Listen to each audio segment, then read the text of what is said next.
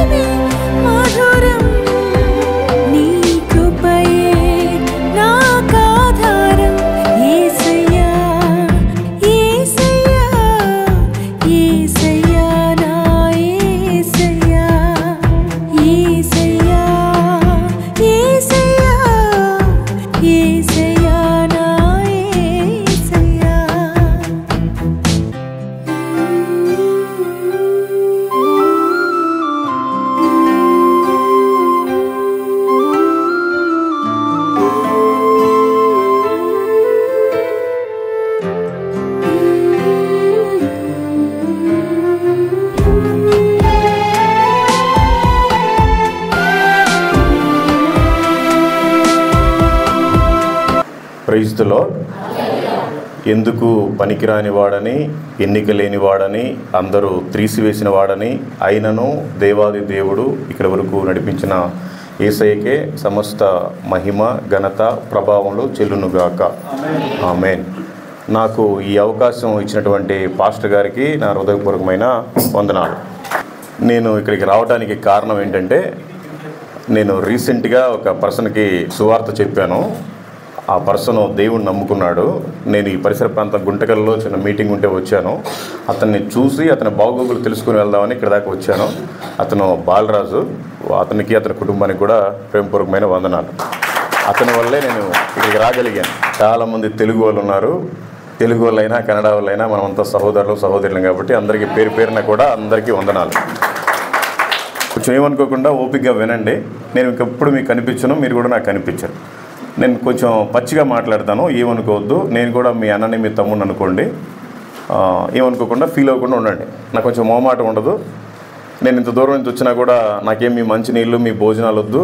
Pastor గారు ఒకవేళ ₹1 కానుక ఇచ్చినా కూడా నేను మళ్ళీ రిటర్న్ చేసి వెళ్ళిపోతాను. నాకు అందుకని ఏమీ వద్దు, ఏమి తీసుకోను కాబట్టి ఉన్నట్టుగా మాట్లాడేసి వెళ్ళిపోతాను. నా పేరు మల్లికార్జునరావు.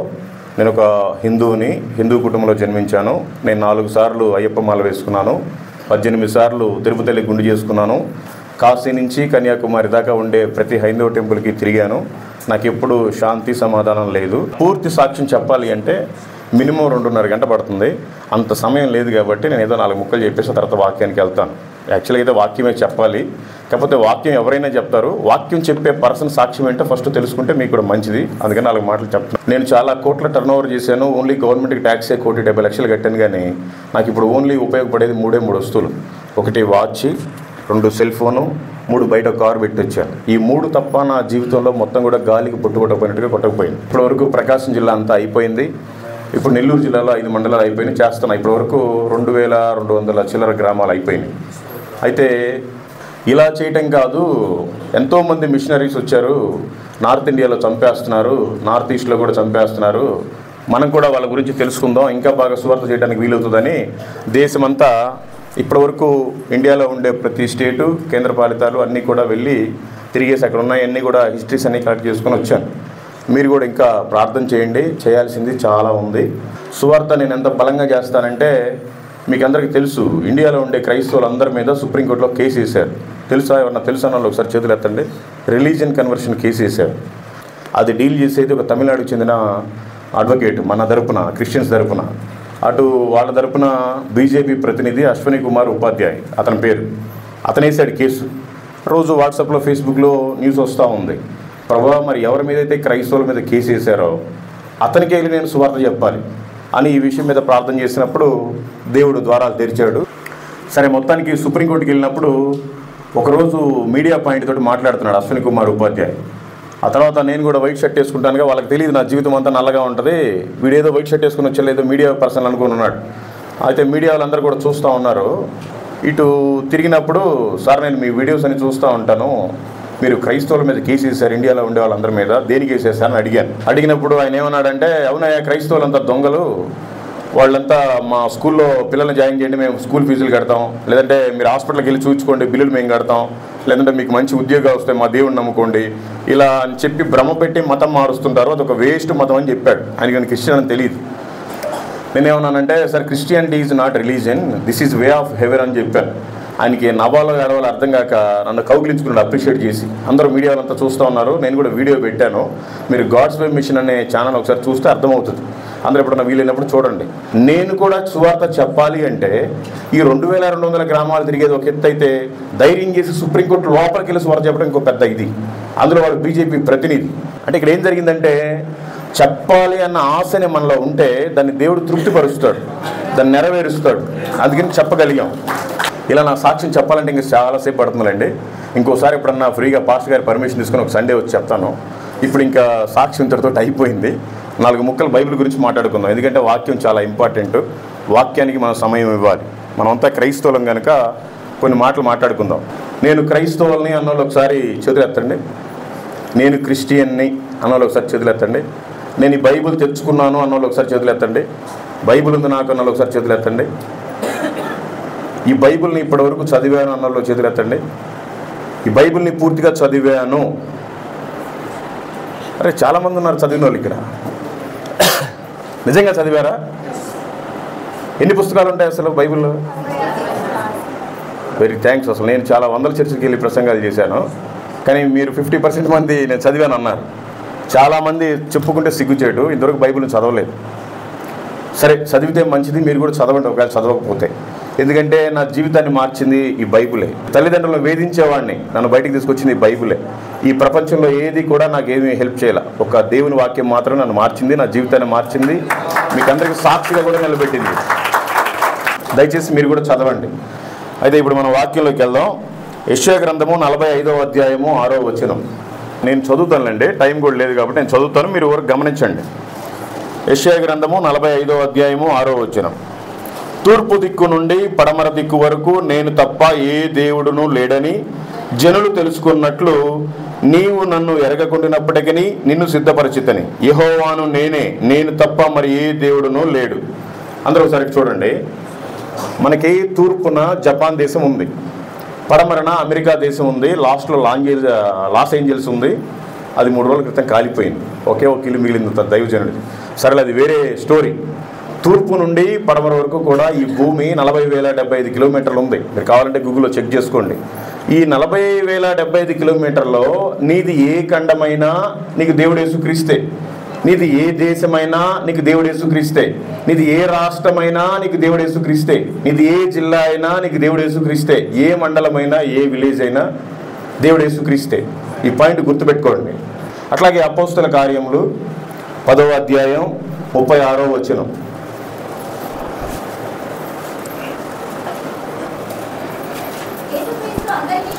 యేసుక్రీస్తు అందరికీ ప్రభువు. చాలమ్మా, చాలు. చూడండి, ఇందాకేమో తూర్పు దిక్కు నుండి పడమర దిక్కు వరకు నేను తప్ప వేరొక దేవుడు లేడు, ఆయనే దేవుడు. ఇప్పుడేమో యేసుక్రీస్తు అందరికీ ప్రభువు.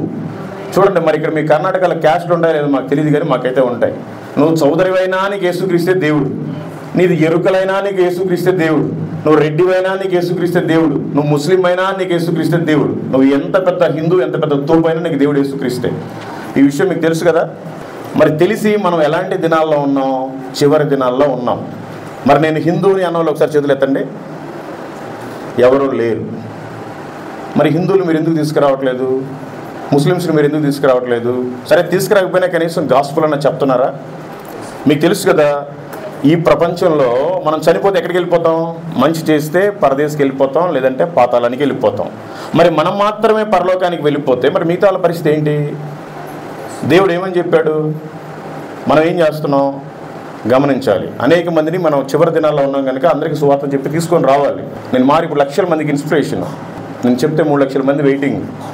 దేవుడు అలా చేస్తాడు. ఆయన పనికి ఏది అడ్డుగా ఉంటే దాన్ని తీసేస్తాడు. అది వైఫా, పిల్లల, ఏదైనా సరే. ఈ ప్రపంచంలో దేవుడికి మించి ఎవరిని ఎక్కువగా ప్రేమించినా తీసిపడేస్తాడు. బిజినెస్ అంటే చాలా ఇష్టం. చాలా పెద్ద బిజినెస్ చేశాను, కోట్ల రూపాయలు టర్న్ ఓవర్ చేశాను, ఏం ఉపయోగం లేదు, తీసిపడేసాడు. జలసాలు చేశాను. ఇండియాలో ఉండే ప్రతి ఫ్లైట్ ఎక్కాను నేను. ఇండియాలో ఉండే 8 భయంకరమైన 5 స్టార్ హోటల్లో ఉన్నాను. ఏం ఉపయోగం లేదు, ఎప్పుడూ సాటిస్ఫాక్షన్ లేదు. అలాంటిది ఎవరికైనా ఒక్కరికి సువార్త చెప్తే ఎంతో సాటిస్ఫాక్షన్. ఏ క్వార్టర్ ముందైనా నాకు అంత సాటిస్ఫాక్షన్ రావాలి. ఒక్కరికి దేవుడి మాటలు చెప్తే చాలా తృప్తి. అందుకని మీరు కూడా ఒకసారి సువార్త చెప్పి చూడండి, చాలా ఆనందంగా ఉంటుంది. సరే, మనము ఒక్కరమే పరలోకానికి చేరటం కాదు, మనం అనేక మందికి మాదిరికరంగా ఉండి అనేక మందిని పరలోకానికి చేర్చాలి. మనం పరలోకానికి వాళ్ళందరినీ తీసుకెళ్లాలంటే ముందుగా మనం ఏం చేయాలి? నిన్ను వలే నీ పొరుగు వారిని ప్రేమించాలి. ఆ తర్వాత సువార్త చెప్పాలి. మీరు చదవండి, మత్తయి సువార్త 22వ అధ్యాయం 39వ వచనం. నిన్ను వలే నీ పొరుగు వారిని ప్రేమింపవలెను, 2వ ఆజ్ఞయు దాని వంటిదే. చూడండి, మీకు బైబిల్లో ఎన్ని ఆజ్ఞలు ఉన్నాయో తెలుసుగా. పాత నిబంధనలో 10 ఆజ్ఞలు ఉన్నాయి, కొత్త నిబంధనలో 2 ఉన్నాయి. యేసుక్రీస్తు వారు చెప్పింది ఏంటి? మొదటిది, నీ పూర్ణ ఆత్మతో, పూర్ణ శక్తితో, పూర్ణ బలంతో దేవుణ్ణి ఆరాధించాలి. రెండవది ఏంటి? నిన్ను వలే నీ పొరుగు వారిని ప్రేమించాలి. ఎందుకు ప్రేమించాలి? ఏదో ఒక అబ్బాయి నచ్చారని ప్రేమించడం, లేదంటే ఒక అమ్మాయి నచ్చిందని ప్రేమించడం, ఆ ప్రేమలు కాదు దీంట్లో చెప్పేది. నిన్ను వలే నీ పొరుగు వారిని ఎందుకు ప్రేమించాలి అంటే సువార్త చెప్పడానికే ప్రేమించాలి. మనం మంచిగా ప్రేమగా మాట్లాడితే వాళ్ళు ఖచ్చితంగా వింటారు. అందుకనే వాళ్ళని ప్రేమించాలి. నిన్ను వలే నీ పొరుగు వారిని ప్రేమించిన తర్వాత యూదా పత్రిక 1వ అధ్యాయం 23వ వచనం చదవండి. అగ్నిలో నుండి లాగినట్టు కొందరిని రక్షించుడి. ఇటు చూడండి, ఈ లోకం అనే అగ్నిలో ప్రజలంతా కాలిపోతున్నారు. నేను కూడా 25.5 సంవత్సరాలు కాలిపోయా. నాకు తెలియదు సత్యం ఏంటో. నేను చేసేదే సత్యం. నేను ఏమన్నా కుట్టినది రైటే, అది నా ఇదన్నమాట, ఓన్ మెంటాలిటీ. అందుకని ఈ లోకం అనే అగ్నిలో కాలిపోతున్నారు ప్రజలంతా. వాళ్ళని కొందరినైనా లాగి రక్షించినట్టుగా ఆయన ఎదుట నిలబెట్టాలి. అప్పుడు మనం ఎప్పుడు లాగగలం వాళ్ళని? మనం వాళ్ళని ప్రేమిస్తే వాళ్ళ ప్రేమకు వస్తారు. ఆ ప్రేమను చూపించి లాగాలి. అప్పుడు మనం దేవుడి దృష్టిలో ఉన్నతమైన స్థితిలో ఉంటాం. దేవుడి పని కూడా అదే చేయమని చెప్పింది. ఆ తర్వాత ఎందుకు మనమే వారిని అగ్నిలో నుంచి లాగాలి? మత్తయి సువార్త 9వ అధ్యాయము 37వ వచనం. కోత విస్తారమే కానీ పనివారు కొద్దిగా ఉన్నారు. చూడండి, మనకేదన్నా ఒక 10 ఎకరాల పొలం ఉందనుకోండి, బాగా దానికి అంత దున్నేస్తాము, వాటర్ పెడతాము, లెవెల్ చేస్తాము, విత్తనాలు వేస్తాము, మొలకలు వస్తాయి, మందు వేస్తాము, ఇంకా పైరు బాగా రావడానికి అన్నీ వేస్తాం. కానీ కోత కోయడానికి పని వాళ్ళు దొరకకపోతే పంట అంతా వేస్టే. నువ్వు ఒక్కడివి కోస్తే ఎన్ని కోస్తావు? నీకు కూలీలు దొరకాలి. దొరికితేనే అవన్నీ కోయటానికి అవుతుంది. ఇప్పుడంటే హార్వెస్టర్ మిషన్లు వచ్చినాయిలే. ఒకవేళ మిషన్ దొరకకపోతే ఏంటి మన పరిస్థితి? అట్లాగే మన పాస్టర్ గారు కోత కోస్తే ఎంత కోస్తాడు? మనం వెళ్ళి కొయ్యాలి. మనకు ఆల్రెడీ పుట్టినరోజులు ఉంటాయి, జ్ఞాపకార్థ కూటాలు ఉంటాయి, ఆదరణ కూటాలు ఉంటాయి, ఇంకా ఏవో రకరకాలవి ఉంటాయి. అవన్నీ కూడా మనం పాస్టర్ గారికి హ్యాండ్ ఓవర్ చేస్తాం. ఆయన బిజీ, ఆయన కూడా సువార్తకి వెళ్ళలేడు, కష్టం. అదే మనం అందరం కలిసి సువార్తకి వెళ్తే ఒక్కొక్కరు ఇప్పుడు సపోజ్ ఇక్కడ ఒక 40-50 మెంబర్స్ ఉన్నాం, అందరి మీద సువార్త చేస్తే ఒక్కరు తీసుకొచ్చినా కూడా 100 మెంబర్స్ అవుతారు. పాస్టర్ గారు ఒక్కరే వెళ్తే మహా అంటే 2 అవుతారు. అందుకని చాలామంది ఉన్నారు ఈ ప్రపంచంలో. 800 కోట్ల మంది జనాభా ఉన్నారు. ఈవెన్ మీ చిత్తూరు దర్గాలు చూసుకోండి, ఎంతమంది ఉన్నారు ఈ జిల్లాలో, ఎంతమంది క్రైస్తవులు ఉన్నారు. ఆ క్రైస్తవుల్లో మనలాంటి నిజంగా బైబిల్ చదివి వాక్యానుసారం జీవించే వాళ్ళు ఎంతమంది ఉన్నారు? మనం కొద్ది మందిమే ఉన్నాం. మరి మనమే ఆ కోతనంతా కొయ్యాలి. పంట విస్తారంగా ఉంది, కోత విస్తారంగా ఉంది, పనివారు లేదు.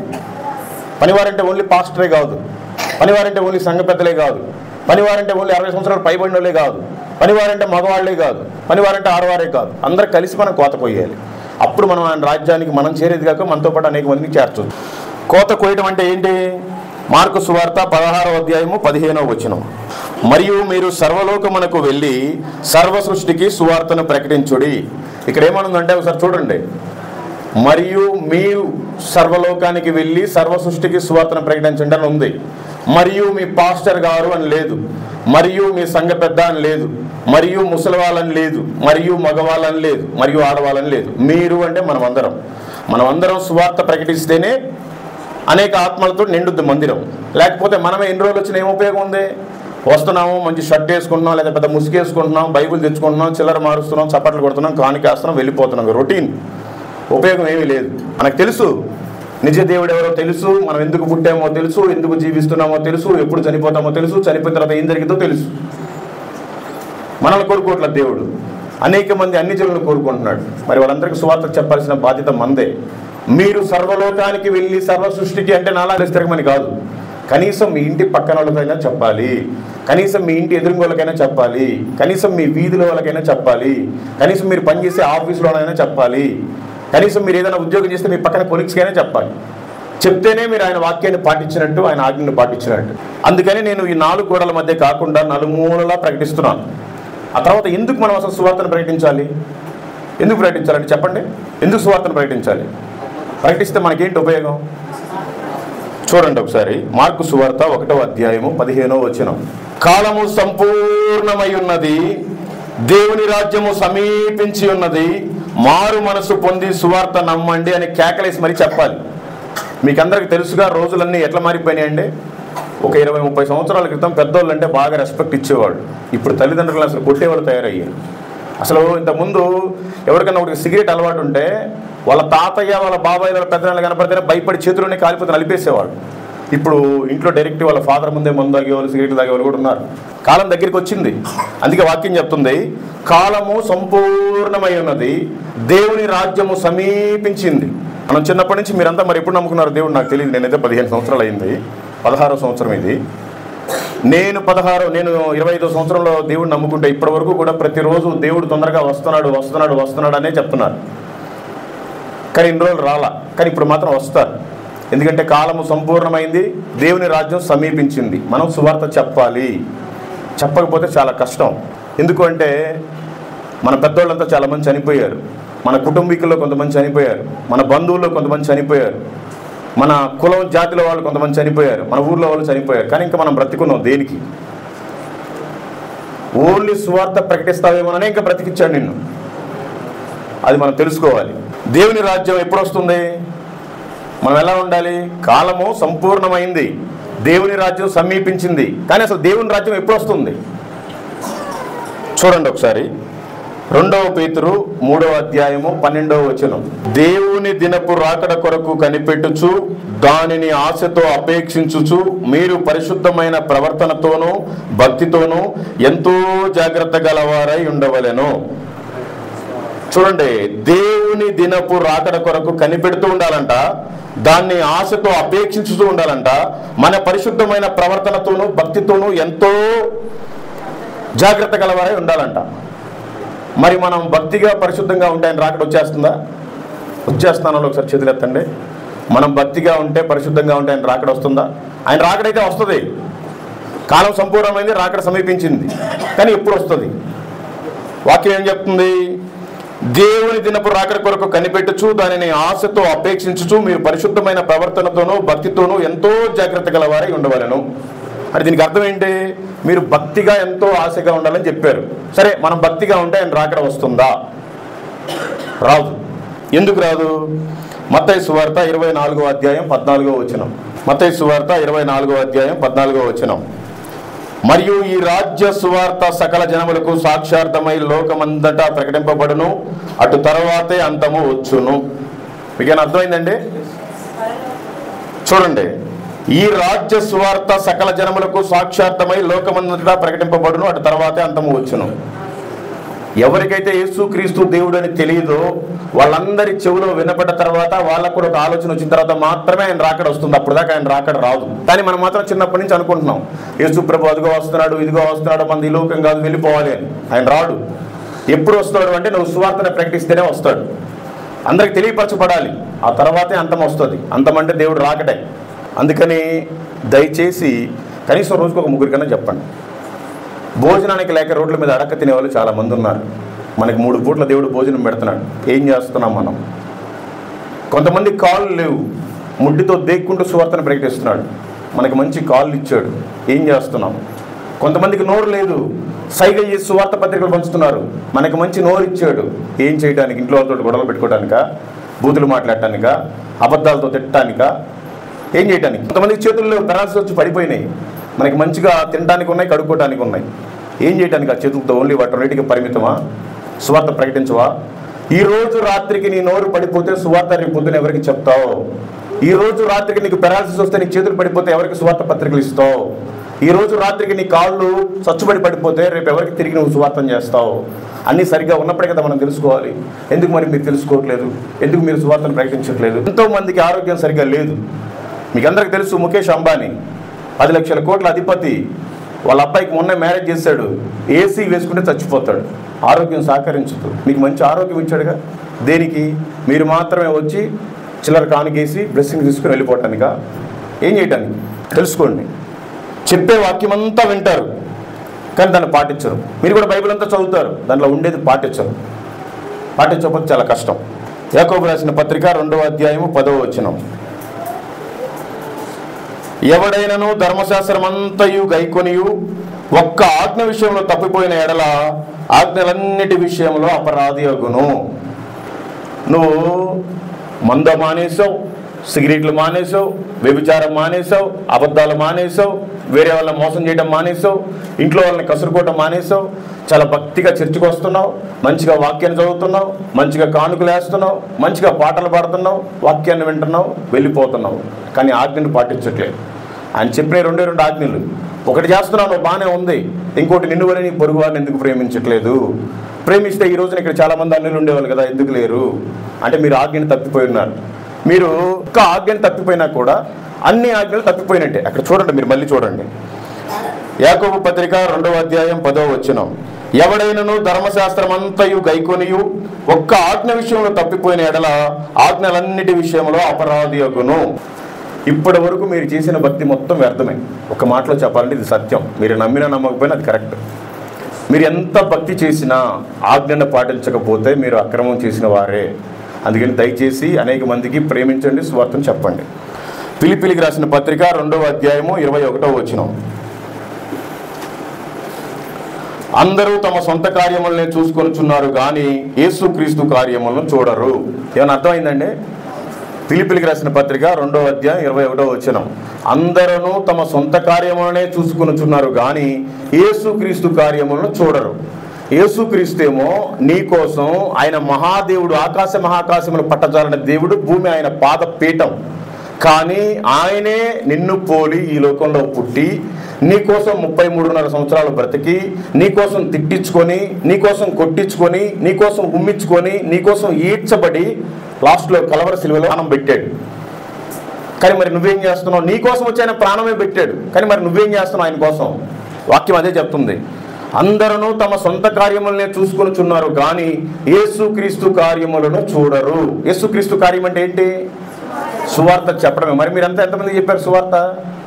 కానీ నేనే 2200 గ్రామాలు తిరిగి 130,000 మందికి నా నోటితోటి యేసు ప్రభు అని చెప్తే 63 మంది బాప్టిజం తీసుకున్నారు. ఇంకా 3 సిద్ధంగా ఉన్నారు. ఎప్పుడు తీసుకున్నారో తెలియదు. నాకు తెలిసిన వాళ్ళు, నాకు తెలియని వాళ్ళు ఎన్ని వేల మంది ఉన్నారో తెలియదు. మరి మీరంతా దొంగలు కాదు కదా? నేను దొంగన వాళ్ళు చేతులెత్తండి, నేను దొంగని. మీరు వ్యభిచారులు కాదు కదా? నేను వ్యభిచారిని. మీరు మోసగాళ్ళు కాదు కదా? నేను మోసగాడిని. మరి నేనే ఇంతమంది చెప్పినప్పుడు మరి మీరు ఎందుకు చెప్పలేకపోతున్నారు? వాక్యం ఏదో వినేసి వెళ్ళిపోతే ఉపయోగం లేదండి. దేవుడికి ఖచ్చితంగా లెక్క చెప్పాలి. ఆలోచించుకోండి, రోజులన్నీ సరిగ్గా ఉండవు. నాకు కూడా చాలా గర్వంగా విర్రవీగాను. దేవుడు ఒక్కసారి పెట్టాడు, మొత్తాడు, సిగ్గొచ్చింది, బుద్ధి వచ్చింది, బుద్ధిగా బ్రతుకుతున్నాను. మరి మీరెందుకు చేయట్లేదు తెలుసుకోండి. దేవుని పని చేయడానికి ఇదే అనుకూలమైన సమయం. మీరు నమ్మండే నమ్మకపోండి, ఇంకా రాబోయే కాలంలో సువార్తను ప్రకటించలేము. ఇప్పుడే మంచి అనుకూల సమయం. అందుకే వాక్యం చెప్తుంది, యోహాను సువార్త 9వ అధ్యాయం 4వ వచనం, పగలున్నంత వరకు నన్ను పంపిన వాని క్రియలు మనము చేయుచుండవలెను, రాత్రి వచ్చుచున్నది, అప్పుడు ఎవ్వడను పని చేయలేడు. మీకేమైనా అర్థమైందా? ఇప్పుడు బీజేపీ ప్రభుత్వం నడుస్తుంది సెంటర్లో. దేవుడే కావాలని కూర్చోబెట్టాడు. ఎందుకు అంటే ఈ నామకార్థ క్రైస్తవులంతా వెళ్ళిపోవాలి, నిజమైన గింజలు మిగలాలి, పొట్టంతా ఊడిపోవాలి. అందుకే పెట్టాడు అక్కడ పైన. ఇప్పుడు అవకాశం ఉంది.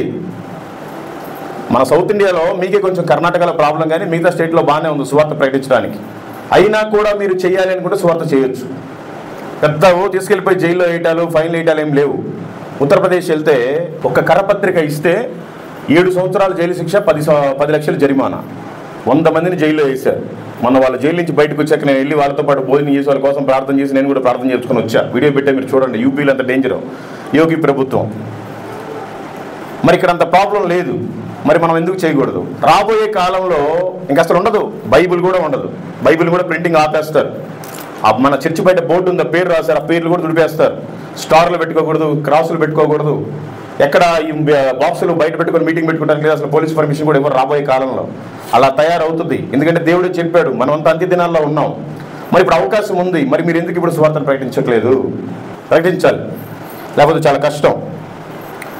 నాకు ఈ పగలు వద్దు, ఈ రాత్రి వద్దు, ఆ మోడీ వద్దు, నాకు ఈ చర్చ్ వద్దు, నేను ప్రకటించలేను, నాకు సమయం లేదు అన్నావు అనుకో, నీకోసం ఒక వాక్యం దేవుడు రాసి పెట్టాడు. చదవండి. లూకా సువార్త 3వ అధ్యాయం 9వ వచనం. లూకా సువార్త 3వ అధ్యాయం 9వ వచనం. గొడ్డలి చెట్ల వేరున ఉంచబడి ఉన్నది గనుక మంచి ఫలము ఫలించని ప్రతి చెట్టును నరకబడి అగ్నిలో వేయబడునని చెప్పాను. ఏమైనా అర్థమైందంటే, ప్రతి జీవితానికి ఒక గొడ్డలి పెట్టున్నాడు ఆయన. ఏ రోజు చేస్తాడో తెలియదు. నన్ను వేసాడు, నాకు అర్థమైపోయింది. ప్రభువా నేను నీ పని చేస్తాను, సరెండర్ అయిపోయా. మీరు కూడా సరెండర్ అయిపోతే మంచిది. మీరు నమ్మి బాప్తిసం తీసుకొని మారు మనసు పొందుకొని ఉన్నారు.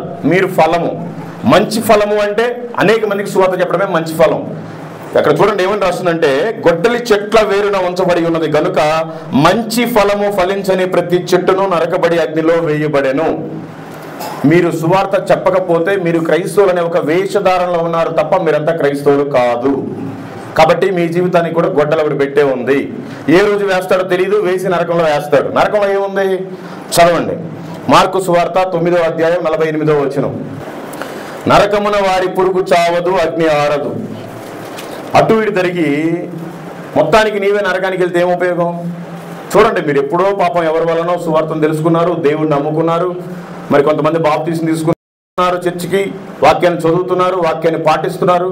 ఇంత బ్రతికి నీవే నరకానికి వెళితే ఉపయోగం ఏంటి? ఇంకా మా బాలరాజు చెప్పాడు, నా ప్రసంగం అసలు ఇట్లా ఉండదు, చాలా ర్యాష్గా మాట్లాడుతాను. నా వీడియోస్ చూడండి. మా పాస్టర్ గారు చాలా మంచోడు, దయచేసి ఏమి వాళ్ళ తిట్టబాకు విశ్వాసాలని మర్యాదగా ఉండదని చెప్పి నన్ను బతికినట్టు రిక్వెస్ట్ చేసుకుని తీసుకొచ్చాడు. లేకపోతే నా భాష ఎలా ఉంటుందంటే, ఒక్కరు కూడా హిందూస్ లేరంటే మీకు అసలు సిగ్గుందా లేదని మాట్లాడతాను. వెరీ సారీ, మిమ్మల్ని అనట్లేదు, చెప్తున్నాను. నేను చాలా కూల్గా చెప్తున్నాను వీళ్ళంతవరకు. అందుకే నాకు చెమటలు వస్తున్నాయి, చెమటలు రావు. లూకా సువార్త 3వ అధ్యాయం 4వ వచనం. ప్రభువు మార్గము సిద్ధపరచుడి, ఆయన త్రోవలు సరళము చేయుడి. ప్రభు మార్గాన్ని సిద్ధపరచాలంటే ఏం చేయాలి? ఆయన త్రోవలు సరళం చేయాలంటే ఏం చేయాలి? సువార్తనే ప్రకటించాలి. సువార్తే, ఇంకా అసలు వేరేది లేదు. ఈ భూమి మీద మనకి పని చేయాలన్నా సువార్తే, ఏ ధనము సంపాదించాలన్నా సువార్తే. దాని తర్వాత ఇంక నెక్స్ట్ ఏదైనా సరే ఆయన పని చేయాలి. మన పని ఆటోమేటిక్గా ఆయన చేసుకుంటూ వెళ్ళిపోతాడు. ఎలాంటి పనులు చేశాడో నా జీవితం తర్వాత చెప్తాను మీకు. సువార్త ప్రకటిస్తే మనకేంటి లాభం చెప్పనండి. ఇప్పుడు ఒక పూట ఏదైనా కూలి పని చేస్తే, కూలీలు ఎవరు లేనట్టున్నారు, అందరూ మంచి చదువుకున్నట్టున్నారు. సరే, ఏదో చిన్న కూలి పని చేస్తే రోజు 500 వస్తాయి, 1000 రూపాయలు వస్తాయి. ఏదో ఒక చిన్న జాబ్ అయితే 10,000 నుంచి మహా అంటే ఒక 1,00,000 రూపాయలు, 1,50,000 రూపాయలు జాబ్ వచ్చి ఉండొచ్చు. కానీ ఈ లోకంలో ఏముంది? ఒకవేళ ఈరోజు చనిపోయారనుకోండి, మన పాస్టర్ గారు అందరికీ కబురు పెడతాడు, అందరూ వస్తారు, మనదంతా పరలోకం అని ఒక పాట పాడతారు, సమాధి పెట్టి చేయిస్తారు, తీసుకెళ్ళిపోతారు, పాతి పెడతారు. ఆ తర్వాత 3వ రోజు, 5వ రోజు, 10వ రోజు, 11వ రోజు ఎప్పుడో మీ లెక్కల ప్రకారం ఒక ఆదరణ కూడికన ఒకటి ఏర్పాటు చేస్తారు. మెమోరియల్ సర్వీస్ అనుకోండి మీ భాషలో. ఆ సర్వీస్ జరుగుతూనే ఉంటుంది. ఈ లోపల మీ ఇంట్లో వాళ్ళే ఒక ఫోటో తీసుకొచ్చి పెడతారు. ఆ రోజు గోడకు పెట్టలే, చైర్లో పెడతారు, ఎందుకంటే వచ్చిన వాళ్ళంతా ప్రేయర్ చేయాలి కదా, 2 పూలేసి. అంతే నీ బ్రతుకు. ఆ తర్వాత తీసుకెళ్ళిపోయి గోడకు పెడతారు. ఉపయోగం ఏముంది? దేవుడు విగ్రహారాధనే చేద్దని చెప్తున్నాడు, కానీ ఆదరణ కుడికి రోజు నువ్వే ఒక విగ్రహం అయిపోతావు గోడకి. మన బ్రతుకు అది కాదు, మారాలి. ఇంకెప్పుడు మారతాం? మత్తయి సువార్త 6వ అధ్యాయం 20వ వచనం. పరలోకమందు మీ కొరకు ధనమును కూర్చుకొనుడి, అచ్చట చిమ్మెటైనను తుప్పైనను దాన్ని తినివేయదు, దొంగలు కన్నము వేసి దొంగిలరు. నువ్వు ఈ లోకంలో ఏం సంపాదించుకున్నా, నీకెన్ని బిల్డింగ్స్ ఉన్నా, నీ ఊరు నీతో పాటు రాదు, నీ పేరు నీతో పాటు రాదు, నీ బిల్డింగ్ నీతో పాటు రాదు, నీ భార్య నీతో పాటు రాదు, నీ భర్త నీతో పాటు రాడు, నీ పిల్లలు నీతో పాటు రారు. నువ్వు వేసుకున్న చొక్కా, నువ్వు వేసుకున్న జాకెట్ కూడా ఇక్కడ వదిలేసి వెళ్ళిపోవాలి. కానీ బ్రతుకున్నప్పుడు మనకు అన్నీ కనిపిస్తాయి. మనకు ఫ్రెండ్స్ కనిపిస్తారు, మన ఎంజాయ్ అంతా కనిపిస్తుంది, లోకం కనిపిస్తుంది, బంధువులంతా కనిపిస్తారు.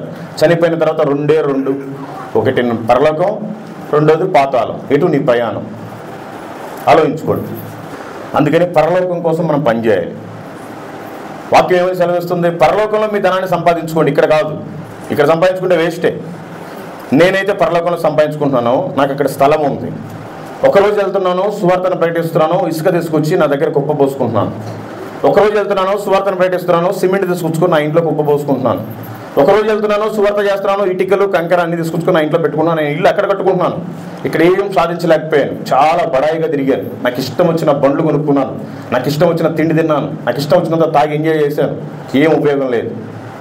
అందుకే నేను ప్రభు నన్ను కాపాడాడు, ప్రభు నన్ను బ్రతికించాడు, ప్రభు నన్ను రక్షించాడు, ప్రభు నాకు ఉన్నతమైన స్థితి ఇచ్చాడు. కాబట్టి నేను ఆయన కోసం పనిచేస్తున్నాను. ఇక్కడ ఏమి సంపాదించకపోయినా కూడా నేను అక్కడ పరలోకంలో నేను ఇల్లు కట్టుకుంటున్నాను, నాకు స్థలం ఉంది. మీకుందా పరలోకంలో? నాకు ఉందన్న ఒకసారి చేతులు ఎత్తండి. అసలు పరలోకంలో స్థలాలు ఉన్నాయన్న ఒకసారి చేతులు ఎత్తండి. కొంతమంది చదివినట్టున్నారు, మిగతా చదవను కూడా చదవలేదు. యేసుక్రీస్తు వారు ఈ లోకంలో 33.5 సంవత్సరాలు బ్రతికాడు. ఆ తర్వాత మన కోసం కొట్టించుకున్నాడు, దెబ్బలు తిన్నాడు, ఉమ్మించుకున్నాడు, చనిపోయాడు. ఈ చనిపోయే చివరి దినాల్లో మేబీ 1-2 రోజుల ముందు శిష్యులు ఆయన అడుగుతున్నారు, ప్రభువా నా కోసం ఈ భూమి మీదకి వచ్చావు, మా కోసం ప్రాణం పెడుతున్నావు, మా పాపాలన్నీ తీర్చబడ్డాయి, మరి నువ్వు ఇప్పుడు వెళ్ళిపోతానంటున్నావు, ఎక్కడికి వెళ్తున్నావు అని అడుగుతున్నారు శిష్యులంతా. ఆయన అంటున్నాడు, చదవండి ఒకసారి, యోహాను సువార్త 14వ అధ్యాయం 2, 3, 4. నా తండ్రి ఇంట అనేక నివాసములు కలవు, లేని ఎడల మీతో చెప్పుదును. ఒకసారి ఇటు చూడండి, యేసుక్రీస్తు వారు వాళ్ళు అడిగిన దానికి సమాధానం ఇస్తున్నాడు. నా తండ్రి ఇంట అనేక నివాసములు కలవు, లేకపోతే నేను మీతో చెప్తాను. అంటే అబద్ధం చెప్పట్లేదు, మీకు నిజమే చెప్తున్నాను. యేసు ప్రభు వారే ప్రూవ్ చేసుకుంటున్నాడు. నా తండ్రి ఇంట అనేక నివాసములు కలవు, లేని ఎడల మీకు చెప్పుదును. అంటే ఉన్నాయి స్థలాలు మనకి పైన. మీకు స్థలము సిద్ధపరచ వెళుచున్నాను, నేను వెళ్ళి మీకు స్థలము సిద్ధపరిచిన ఎడల నేనుండు స్థలములో మీరును ఉండులాగున మరలా వచ్చి నా యొద్ద నుండుటకు మిమ్మల్ని తీసుకొని పోవుదును. నేను వెళుచున్న స్థలమునకు మార్గము మీకు తెలియనని చెప్పును. మీకేమైనా అర్థమైందండి? ఆయన ఎందుకు వెళ్ళాడు భూమి మీద నుంచి పరలోకానికి?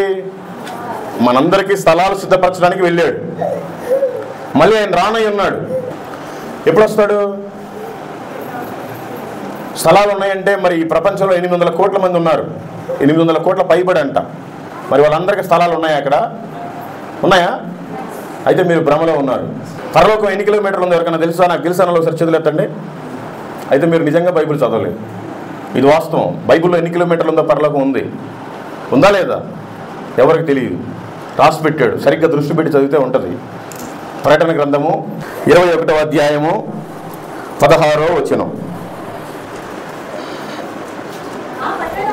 ఆ పట్టణము చచ్చౌకమైనది, దాని పొడవు దాని వెడల్పుతో సమానము.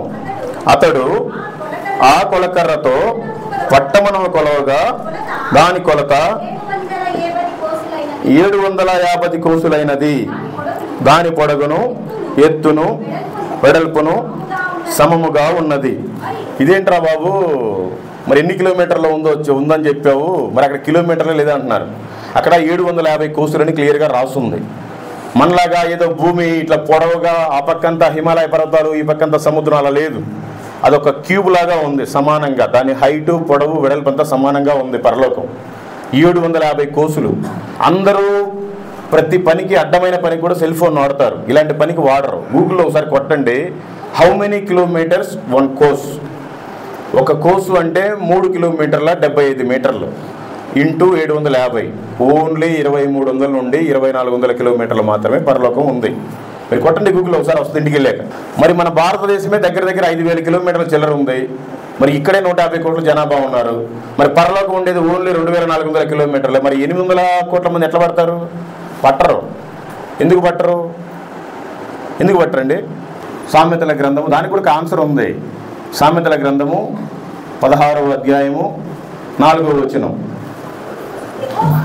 యెహోవా ప్రతి వస్తువును దాని పని నిమిత్తము కలుగజేసి. ఒక్క నిమిషం, మైక్ ఉంది మాట్లాడటానికి, సెల్ ఫోన్ ఉంది వీడియోస్ చూసుకోవడానికి, కాల్స్ మాట్లాడుకోవడానికి, బాక్సులు ఉన్నాయి వినపడటానికి, ఫ్యాన్లు పెట్టారు గాలి రావడానికి, విండోస్ ఉన్నాయి వెలుతురు రావడానికి. అట్లాగా యెహోవా ప్రతి వస్తువును దాని పని నిమిత్తం కలుగు చేశాడు.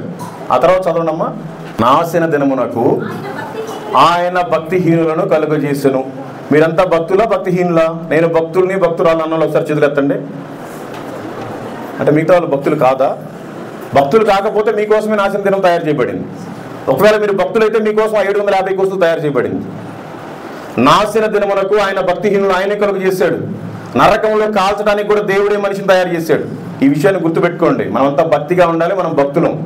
ఎప్పుడైతే నువ్వు భక్తిహీనతలోకి వెళ్ళిపోతావో నీకోసం రెడీగా నరకం ఉంది, రెడీగా పాతాళం ఉంది, అగ్ని ఆరదు పురుగు చావదు. తెలుసుకోండి. యేసు ప్రభు వారు ఒకసారి భూమి మీదకి వచ్చారు, మన కోసం ప్రాణం పెట్టాడు. ఆయన మళ్ళీ పరలోకం ఆరోహణమై వెళ్ళిపోయాడు. రెండోసారి మళ్ళీ యేసుక్రీస్తు వారు రానై ఉన్నాడు. ఈ విషయం తెలుసుగా అందరికీ. యేసుక్రీస్తు వారు ఈ భూమి మీదకి నా కోసం రాబోతున్నాడు రెండవసారి అన్నలు ఒకసారి చేతులెత్తండి. సంఘం మొత్తం భ్రమలోనే ఉన్నారు మీరు. రెండవసారి ఆయన భూమి మీదకి రాడు, మధ్యాకాశంలోకి వస్తాడు. మరి ఏం చదివారు మీరు? బైబిల్ అలర్ట్గా ఉండాలి. బైబిల్లో 10 మంది కన్యకలు ఉన్నారు. 5గురు నూనె రెడీగా పెట్టుకున్నారు, ఒత్తి బుద్ధి కలిగిన కన్యకలు. ఇంకా 5గురు ఏం చేశారు? బుద్ధి లేని కన్యకలు. మరి మీరంతా బైబిల్ చదివారు, ఎందుకు అలర్ట్గా లేరు? యేసుక్రీస్తు వారు భూమి మీదకి ఎందుకు వస్తాడు? ఆయన మధ్యాకాశంలోకి వస్తాడు. ఒక బూర సౌండ్ వినపడుతుంది. ఆ సౌండ్ వినగానే మనమంతా రెక్కలు కట్టుకొని వెళ్ళిపోవాలి, మహిమ శరీరం ధరించుకొని. తెలుసా ఈ విషయం? సరే, వెళ్ళిపోతే మంచిది. ఏముంది పైన మధ్యాకాశంలో? ఏముంది? విందు ఉంది, 7 సంవత్సరాల విందు. ఆ విందుకు వెళితే మంచిది. వెళ్ళకపోతే ఏముంది? శ్రమలు ఉన్నాయి. 3.5 సంవత్సరాలు శ్రమలు ఉన్నాయి, 3.5 సంవత్సరాలు మహాశ్రమలు ఉన్నాయి. శ్రమలు అంటే ఏంటి? వెళ్ళిపోయిన వారికి విందు ఉంది 7 సంవత్సరాలు. ఈ విందుకు పిలవడానికి మనం భూమి మీదకి వచ్చాం. ఇప్పుడు మన ఇంట్లో ఏదైనా ఒక ఫంక్షన్ జరుగుతుంది, ఒక మ్యారేజ్ జరుగుతుంది, బంధువుల ఇంటికి వెళ్ళాము, వాళ్ళకి ఒక ఇన్విటేషన్ కార్డు ఇస్తాం, ఇచ్చేసి మళ్ళీ వచ్చేస్తాం. మహా అంటే చీకటి పడితే భోజనం పెడతారు, ఒక రూమ్ ఇస్తారు, పడుకుంటాం, తెల్లారైనా రావాలి. పెళ్ళికి పోయాం కాబట్టి పిలవడానికి. మరి నువ్వు విందుకు పిలవడానికి వచ్చావు, ఎన్ని రోజులు అవుతుంది నువ్వు వచ్చి భూమి మీదకి? నీకు మళ్ళీ వెళ్ళాలని లేదా? ఇక్కడ ఎన్ని రోజులు ఉంటావు? ఆ విషయాన్ని మీరు జ్ఞాపకం చేసుకుంటే మంచిది. వెళ్ళిపోతే మంచిది, ప్రభుత్వ పాటు 7 సంవత్సరాలు విందులో ఉంటాం. ఇక్కడ మిగిలిపోతే శ్రమలు. ఎలాంటి శ్రమలు? వాక్యం సెలవిస్తుంది, 2 భార్యాభర్తలు ఉంటే ఒకరే వెళ్ళిపోతారు, 2 అక్క చెల్లెలు ఉంటే ఒకరే వెళ్ళిపోతారు, 2 అన్నదమ్ములు ఉంటే ఒకరే వెళ్ళిపోతారు, 2 పిల్లలు ఉంటే ఒకరే వెళ్ళిపోతారు. వెళ్ళిపోతే మంచిది. మిగిలిపోతే నీ పరిస్థితి ఏంటి? మిగిలిపోతే నీ పరిస్థితి ఏంటండి? శ్రమలు. ఎన్ని శ్రమలు అంటే మామూలుగా కాదు. నీ ఏటీఎం కార్డు నువ్వు పెడితే నీ బ్యాంకులో డబ్బులు నువ్వు తీసుకోలేవు. నీ ఓటర్ ఐడి కార్డు చూపిస్తే నువ్వు ఓటు వేయలేవు. నీ రేషన్ కార్డు తీసుకెళ్తే నీకు రేషన్ ఇవ్వరు. నీ పింఛన్ కార్డు తీసుకెళ్తే నువ్వు పింఛన్ తీసుకొచ్చుకోలేవు. నీ పని చేయవు. త్వరలో ఒక చిప్పు రాబోతుంది. మేబీ మోడీ గవర్నమెంట్లో పెట్టిన ఆశ్చర్యం లేదు, ఇప్పటికే కొన్ని దేశాల్లో ఉంది. అదే బైబిల్ భాషలో 666 ముద్ర. ఆ ముద్ర వేయించుకోవద్దని బైబిల్ చెప్తుంది. అది వేయించుకోకపోతే నీకు ఈ లోకంలో ఏమీ లేదు, చచ్చిపోవాలంతే. అది ఇక్కడ కానీ వేస్తారు బైబిల్ ప్రకారం. 666 ముద్ర, దాంట్లో జ్ఞానం ఉన్నది. అది చిన్న ఒక బియ్యపు గింజ సైజులో ఉంటుంది.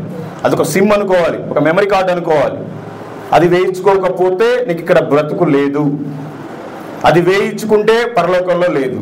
మరి ఏం చేస్తావు? ఈ పాపిష్టి లోకంలో బ్రతకడం కంటే మనం మంచి భక్తిగా ఉండి అనేక మందిని అగ్నిలో నుంచి లాగి ఆయనతో పాటు వెళ్ళిపోవాలి. సరే, వెళ్ళిపోతే మంచిది, వెళ్ళిపోకపోతే మీకు శ్రమలు తప్పవు. సరే, 7 సంవత్సరాల తర్వాత ఏం జరుగుతుంది? ఎవరికైనా తెలుసా 7 సంవత్సరాల తర్వాత ఏం జరిగిద్దో? బైబిల్ నామకార్థంగా చదివారు మీరు, పూర్తిగా చదవాలి. ప్రకటన గ్రంథం మీద పట్టు సాధించాలి. ఒకనే బైబిల్ చదువుతున్నాం అంటే ఎట్లా? 7 సంవత్సరాల విందు అయిపోయిన తర్వాత ప్రభు సంఘాన్ని తీసుకుని మళ్ళీ భూమి మీదకి వస్తాడు. అప్పుడు వస్తాడు, 3సారి వస్తాడు. అప్పుడు ప్రభు వారు 1000 సంవత్సరాలు పరిపాలిస్తాడు. ఈ విషయం తెలుసా మీకు? మన క్యాపిటల్ యెరూషలేము. 1000 సంవత్సరాలు పరిపాలించి భూమిని ప్రభువారు ఇది నీతి న్యాయమైన పరిపాలన చూపిస్తాడు. ఆ తర్వాత ఫైటింగ్ జరుగుతుంది. ఈ భూమిని మొత్తాన్ని చుట్టేసి అగ్నిగంధకాలతో పడేస్తాడు. ఆ తర్వాత మనల్ని పరలోకం తీసుకెళ్ళిపోతాడు. పరలోకం తీసుకెళ్ళంగానే మనంతా పరలోకానికి వెళ్ళిపోమని ఊగిపోబాకండి. అక్కడ మళ్ళీ ఉంది చివరిగా ధవల సింహాసన తీర్పు అనేది ఒకటి ఉంది. ఆ తీర్పు ఎలా ఉంటుందంటే, ఏదో మన మీద ఏదో ఒక చిన్న పెట్టి కేసు పెడితే 2 పోలీసులు వచ్చి తీసుకెళ్ళిపోయి భూమిలో నిలబెట్టినట్టుగా నిలబెట్టరు. దేవదూతలంతా ఒక పక్కన ఉంటారు, మనమంతా ఒక పక్కన ఉంటాం. తండ్రి దేవుడు ఇక్కడ ఉంటాడు, ఆయన కుడిపార్శ్వం మీద లేదా ఆయన పక్కన యేసుక్రీస్తు వారు ఉంటారు. రే పలానా మల్లికార్జున తీసుకురండి రా, తీసుకొచ్చి అక్కడ పెడతారు దేవదూతలు. నేను నీ కోసం ప్రాణం పెట్టాను, నువ్వు నా కోసం ఏం చేసావు? దేవుడు అడుగుతాడు, నేను నా కుమారుణ్ణి ప్రాణం పెట్టాను నీ కోసం పంపించా, నువ్వు నా కోసం ఏం చేసావు అని అడుగుతావు. నేను నోరెత్తక్కర్లేదు, యేసు ప్రభు వారే మనకు సాక్ష్యం ఇవ్వాలి. ప్రభువా వీడు ఒకప్పుడు సువార్తను ప్రకటించాడు, అనేక మందికి మాదిరికరంగా ఉన్నాడు, వాడు నా కోసం పెట్రోల్ బంక్లో పడుకున్నాడు, ఎవరి దగ్గర కానుకలు తీసుకోడు, ఎవరి దగ్గర భోజనం చేయడు, వీడి నీతిమంతుడు, ప్రభు మన గురించి సాక్ష్యం ఇస్తే అప్పుడు మనం పరలోకానికి వెళ్తాం. లేకపోతే ఎక్కడికి వెళ్తాం? మళ్ళీ అంత దూరం వెళ్ళినా కూడా మళ్ళీ ప్రభు వారు పంపిస్తారు దూతల నుంచి పాతాళానికి. అందుకని దయచేసి ఆ తీర్పులో నువ్వు నెగ్గాలి, మన గురించి సాక్ష్యం చెప్పాలి. అందుకని వీలైనంత వరకు సువార్తను చెప్పండి. వాళ్ళు నమ్ముతారో నమ్మరో మనకు అనవసరం, మనం సువార్తను చెప్పాలి. వాక్యం ఏమని సెలవిస్తుంది? వాడు నువ్వు దేవుడి మాటలు చెప్పినప్పుడు విన్నాడా సరే, వినకపోతే అందరూ చూడండి నీ పాద దులిపి రమ్మని చెప్పాడు. తెలుసా మీకు ఈ విషయం? ఆ రోజు నా తీర్పులో యేసు ప్రభు వారు మంచిగా ఉన్న పక్షాన సాక్ష్యం ఇస్తే ఆ కాళ్ళ దుమ్ము ఎవరు సువార్త చేయనోడు పక్షాన్ని లేచి నిలబడి చెప్పింది, అవును ప్రభు సువార్త చెప్పాడు, వాడు వినలేదు, నేనే సాక్ష్యం, నా ధూళి లేచి చెప్పింది. ఈ విషయం తెలుసుగా మీకు? ఎందుకు మీరంతా నామకార్థంలో ఉన్నారు? మీరంతా ఎందుకు భక్తిగా లేరు? మీకు మీరే పేర్లు పెట్టుకొస్తున్నారు ఐఎమ్ క్రిస్టియన్ అని. కాదు, మీరు మారు మనసు పొంది బాప్తిసం తీసుకొని మీ శాలరీలో కరెక్ట్గా దశంభాగాలు వేసి ఎంత నమ్మకంగా వచ్చి ఇక్కడ ప్రార్థన చేసి బైబిల్ చదివినా ఉపయోగం లేదు. ఒక్క ఆజ్ఞ విషయంలో మీరు తప్పిపోయినా అన్ని ఆజ్ఞలు తప్పిపోయినట్టే. మీ కానుకలన్నీ బుడిదలో పోసిన పన్నీరు, మీ ప్రార్థనలన్నీ గాలికి ఎగిరిపోయాయి, మీరు చదివిన వాక్యం అంతా కూడా వ్యర్థమే. అన్ని ఆజ్ఞలు సరిగ్గా పాటించాలి. ఇంతకుమించి నేనేం చెప్పలేను. ఇంకా మీరంతా ఈ లోకంలో కోసం బాగా ఆరాటం పోరాటం చేస్తున్నారు. నేను అన్నీ ఎప్పుడో వదిలేసాను. మరి ఎవరి దగ్గర డబ్బులు తీసుకో, మరి ఎలా పని చేస్తున్నావు అంటే, నేను దేవుడు పని చేస్తున్నాను కాబట్టి నా పని దేవుడు చేస్తాడు. ఏదన్నా ఒక ఏదన్నా కొంచెం జరగంగానే కృంగిపోతారు, అబ్బా నా జీవితంలో ఏంటి ఇలా జరిగిందని. నాకుండే 3 వస్తువులు మీకు చెప్పా. రీసెంట్గా కార్ యాక్సిడెంట్ అయింది, అది నా పొగర వల్ల అయింది.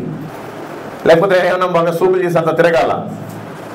ఓన్లీ నాకు కావాల్సింది నా కారు రిపేర్లకి, నా కారు డీజిల్కి, నేను నాతో పాటు ఉండేవారు తినడానికి బట్టలు వేసుకోవడానికి మాత్రమే డబ్బుల కోసం నేను పని చేయట్లా, ఆత్మల కోసం పని చేస్తున్నా. నేను బ్రతికిన రోజులు నేను ఆ బిజినెస్ చేయాలి, ఈ బిజినెస్ చేయాలి, దానికోసం చేయాలి, దీనికోసం చేయాలని పోరాటం పోయినప్పుడల్లా అప్పు అని మనం మంచిగా మలుచుకోవాలి. తాగాలి అనుకుంటే తాగొచ్చు, తాగుబోతు అయిపోవచ్చు, మళ్ళీ కావాలంటే లోకంలో కలిసిపోవచ్చు. దానికి అర్థం ఏముంది? ప్రభు వచ్చి ప్రాణం పెట్టింది ఎందుకు? ఆయన మన కోసం వచ్చి ప్రాణం పెట్టాడు, మనం ఆయన కోసం ఏదో ఒకటి చెయ్యాలి. ఏమైనా అర్థమైందా? మన జీవితంలో ఏదైనా నష్టం జరుగుతుంది అంటే అది మంచి జరగడానికే, మేలు జరగడానికే. కీడు జరుగుతుంది అంటే అది రెట్టింపుగా మేలు వస్తుంది. మనల్ని ఎవరన్నా అవమానపరిచారనుకో అది మన గౌరవాన్ని పెంచుతుంది, కానీ దానికే కృంగిపోకూడదు. కాకపోతే మనకు కూడా ఎలాంటి మైండ్ సెట్ ఉండాలి?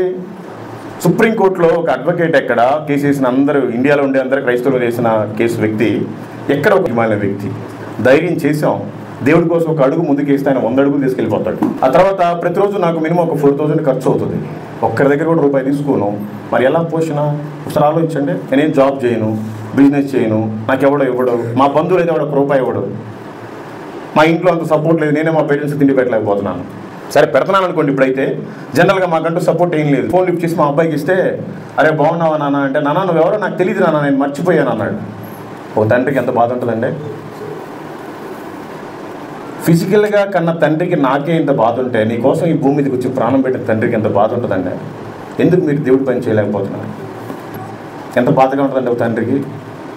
సొంత తండ్రిని నేను, నువ్వు రావద్దు నాన్న, నా బర్త్డేకి మా ఫ్రెండ్స్ వెళ్ళిపోతారు.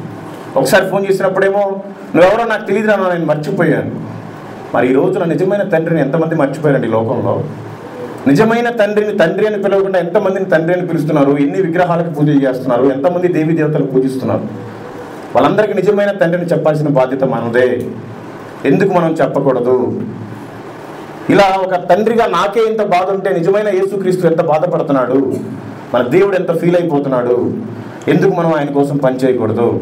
దయచేసి తెలుసుకోండి. దయచేసి మీ పనులు మీరు చేసుకోవటం కాదు, దేవుడి పని చేయండి.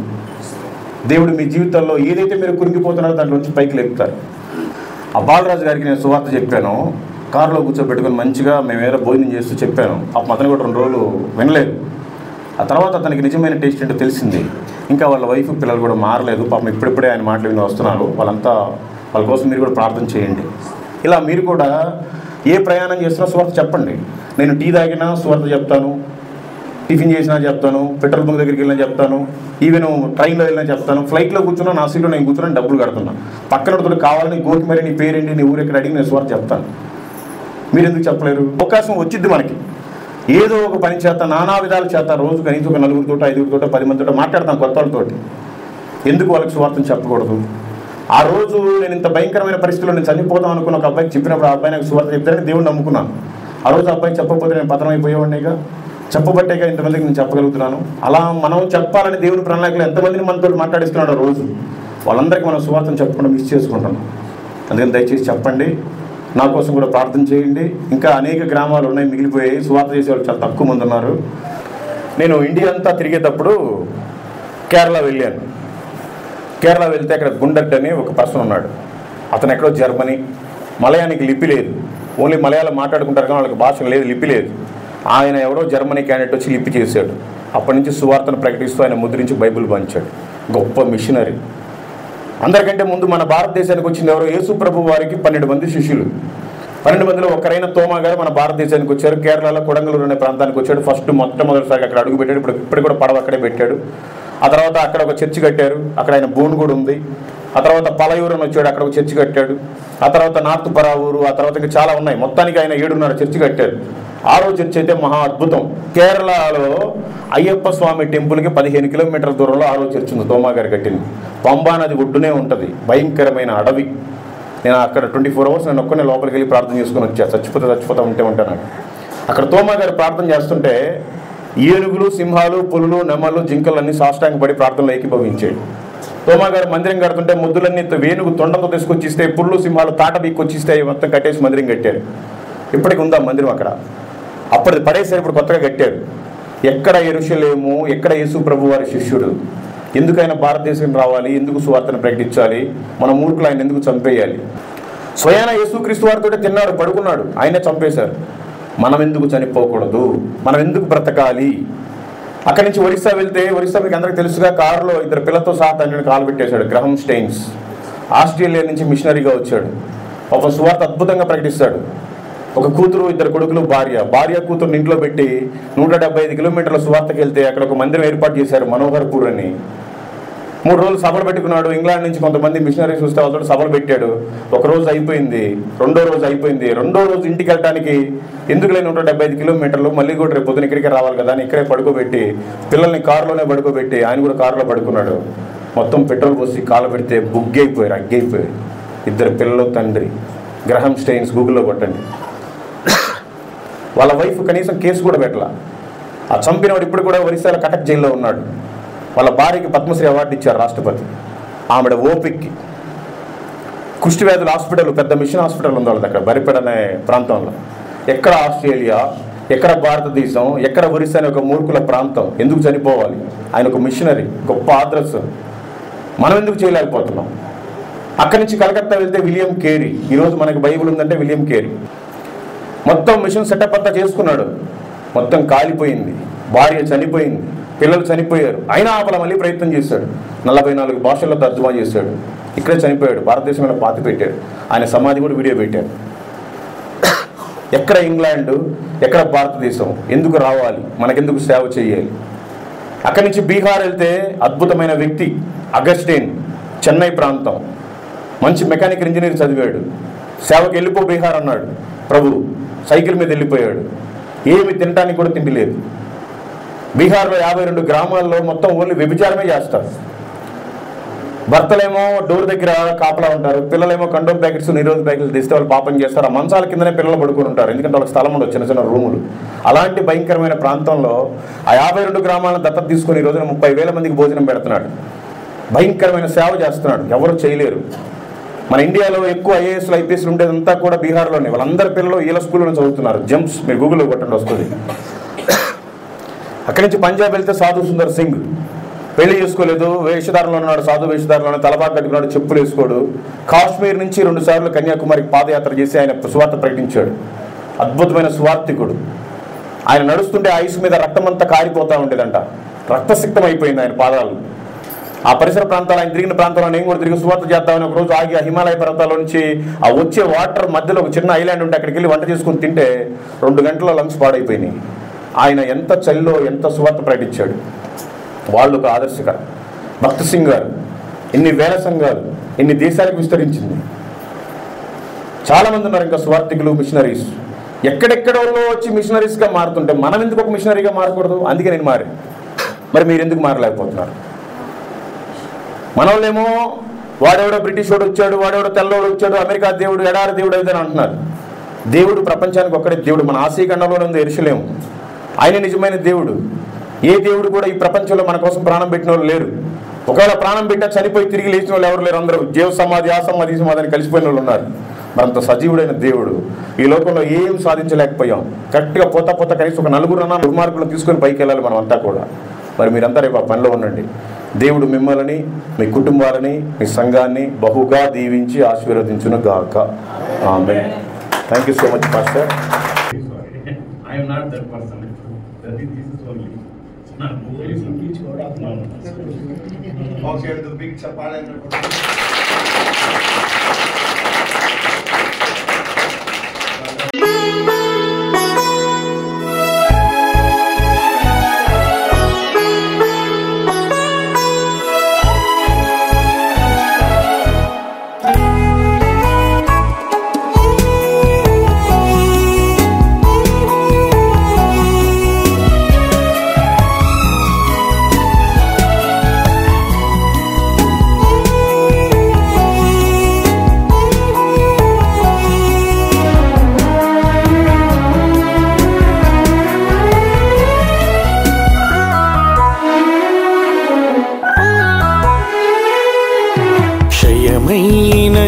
మంటి దేహం మన్నులో చేరేలోపు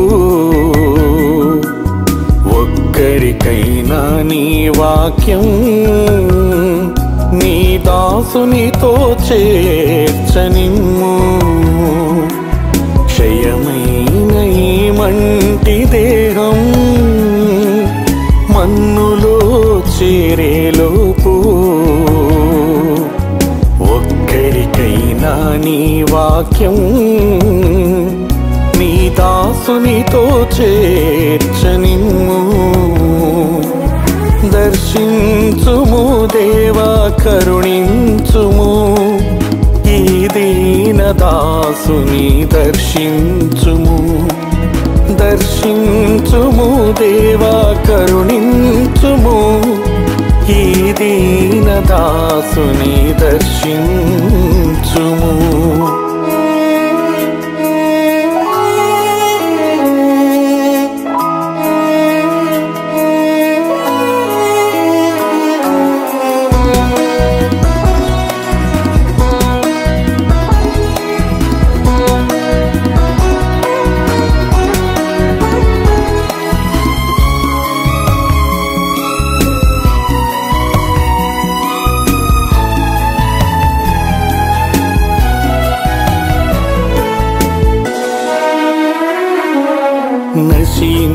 నశించిపోతున్న ఆత్మల పట్ల భారము దయచేయుమయ్యా.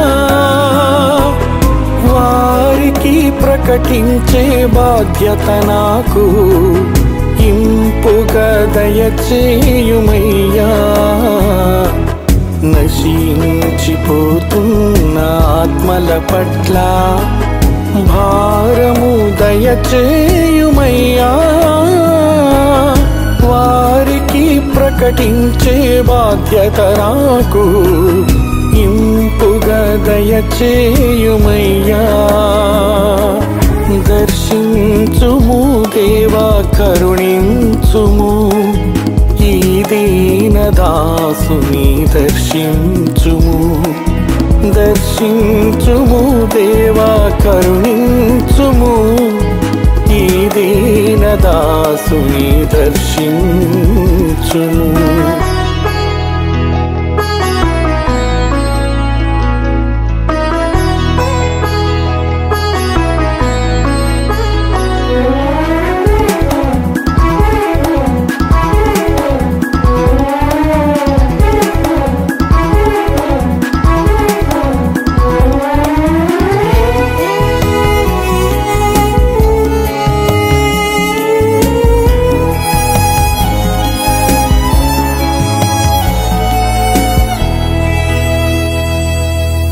నడవనీయుము దేవా నడవనీయుము నీ చేతితో నన్ను నడుపుము విడిచిపెట్టక నీవు నీ దాసుని నీ త్రోవలు నన్ను నడుపుము నడవనీయుము దేవా నడవనీయుము నీ చేతితో నన్ను నడుపుము విడిచిపెట్టక నీవు నీ దాసుని నీ త్రోవలు నన్ను నడుపుము దర్శించుము దేవా కరుణించుము ఈ దీనదాసుని దర్శించుము దర్శించుము దేవా కరుణించుము ఈ దీనదాసుని దర్శించుము క్షయమైన ఈ మంటి దేహం మన్నులో చేరేలోపు ఒక్కరికైనా నీ వాక్యం నీ దాసునితో చేర్చనిమ్ము క్షయమైన ఈ మంటి దేహం మన్నులో చేరేలోపు ఒక్కరికైనా నీ వాక్యం నీ దాసునితో చేర్చనిమ్ము